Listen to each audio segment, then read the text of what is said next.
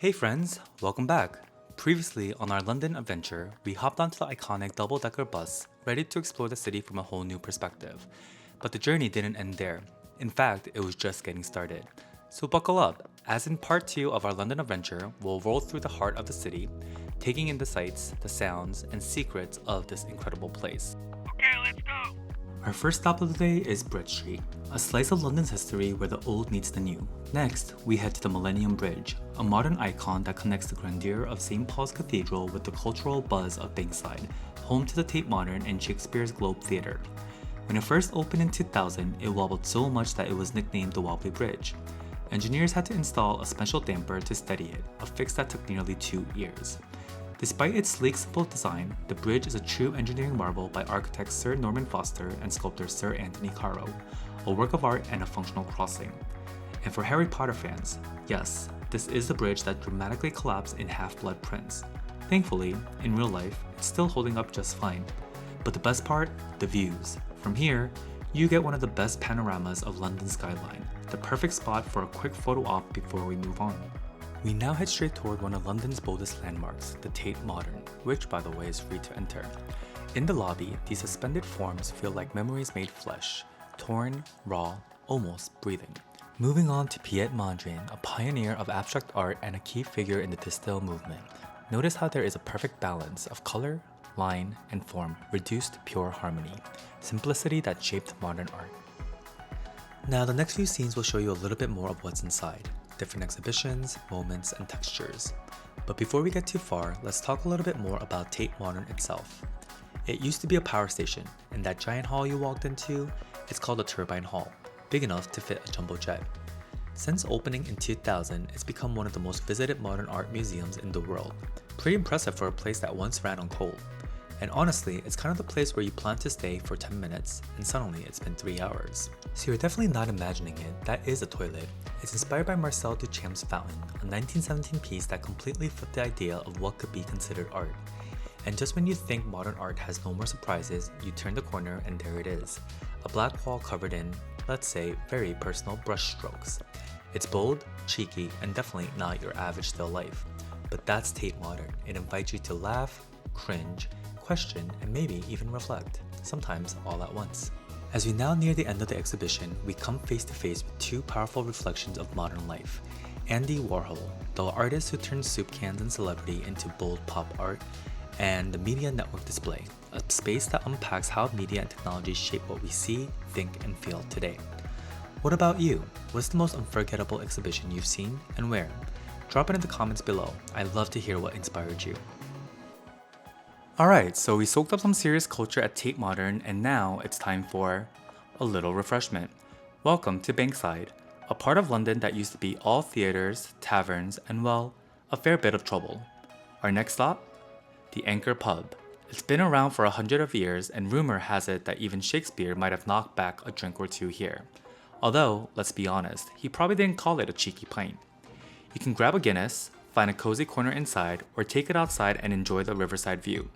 It's basically London's version of a waterfront beer commercial, just with more pigeons and fewer slow-motion cheers. Now, drink in one hand, we keep walking.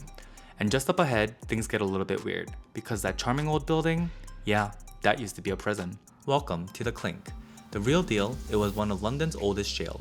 These days, it's a museum.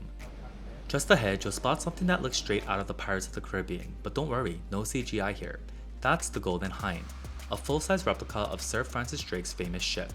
And just a few steps away, this is Boroughs Market, one of London's oldest and busiest food markets.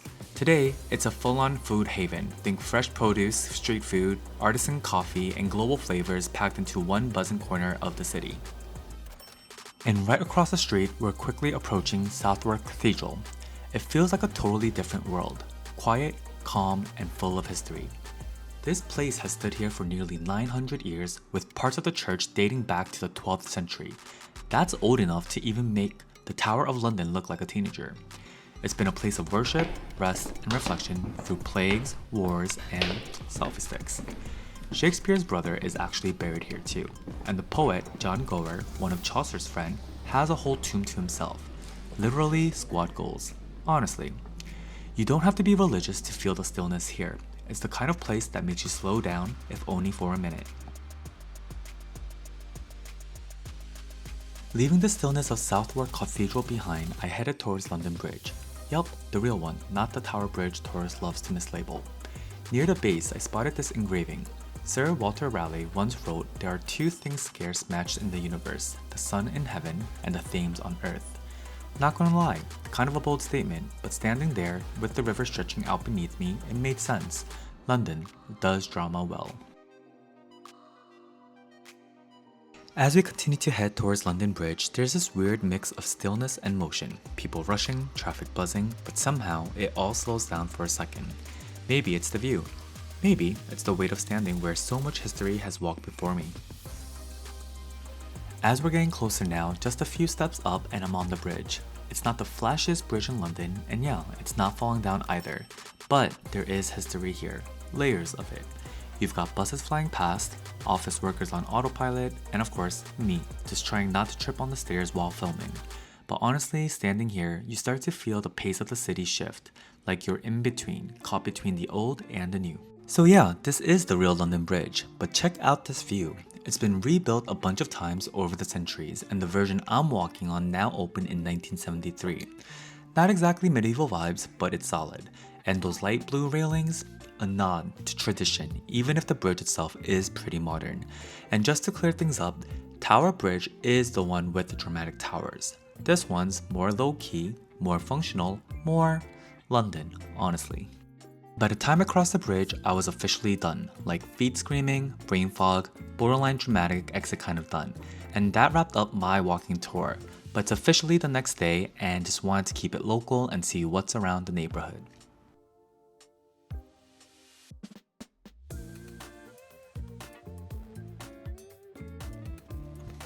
Kicked off the next day with something a little bit different, by starting at the Dover Street Market.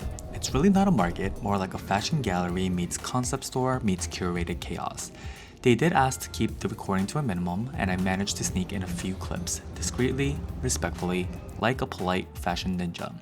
Even if you're not into high fashion, the space itself is pretty wild. Every floor feels like a mini museum curated by people way cooler than me. After all that high fashion energy, I just had to make sure I was at least dressed somewhat on brand before heading back out to the city. Not runway ready, but presentable enough for London Street and overpriced coffee. So let's continue and explore the city ahead. Can you take a guess where I'm heading? Peaceful gardens, clean path, birds chirping, and the quiet confidence that royalty might be watching from a window. Yep, this is the stroll up to Buckingham Palace. Probably the most casual approach to royalty I've ever taken. You've seen it in movies, postcards, Netflix dramas, but in person, it hits differently. And no, unfortunately, I didn't catch the changing of the guard. I slept in. Look, it's vacation, not basic training. So from these royal grounds to ancient civilizations, yeah, we're about to switch gears really quick. Next up, the British Museum. Big columns, bigger history, and a very big chance I get lost inside, which, by the way, did happen on multiple occasions. Alright, so I made it inside, but wow, this place is huge. Like you could walk in to see one thing and end up getting a full crash course in world history. There are over 8 million objects here. Not all on display obviously, but what is on show? Pretty incredible. First must-sees, the Rosetta Stone. Super famous, super old, and basically the reason we can read ancient Egyptian writing today. Then there are the mummies, ancient statues, and those tiny Viking-looking chess pieces that feel oddly familiar.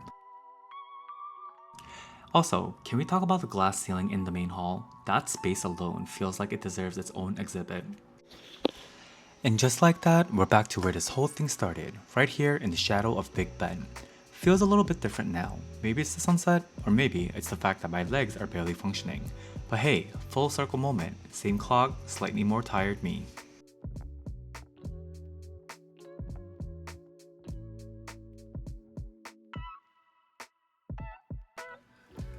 As the sun started to set, we made our way back towards Covent Garden Market for dinner. No rush, no plans, just that golden hour calm that makes the city feel softer. We had a little time to spare, so we did what anyone with good instincts and slightly tired legs would do. Found the pub and grabbed a Guinness. Classic choice, smooth, cold, and somehow exactly what London felt like in that moment.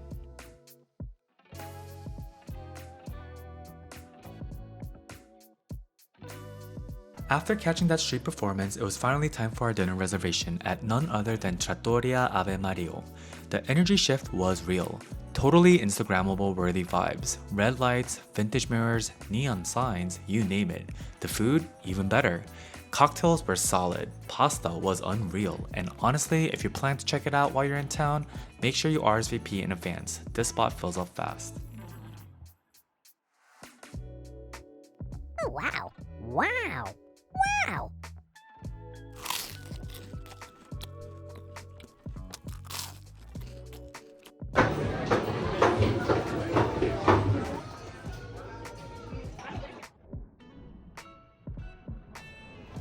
So it's our final day in London before we head to our next destination tomorrow. Trying to soak in just a little bit more before we say goodbye, because this city, it definitely leaves a mark.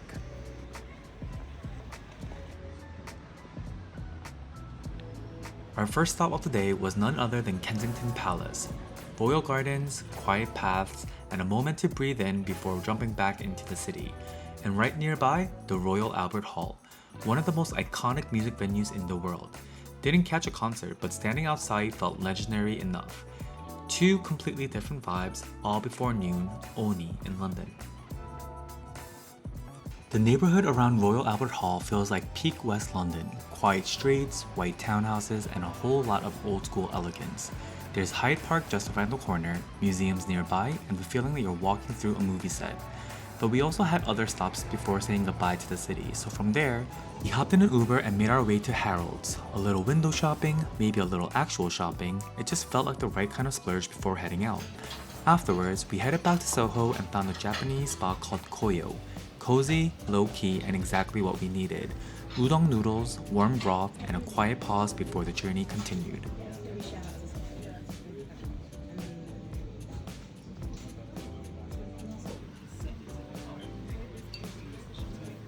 After that big bowl of udon, we needed to walk it off, so we made our way back towards Piccadilly Circle, then over to Fortnum and Mason. Because really, can you say you visited London without buying some tea as a souvenir?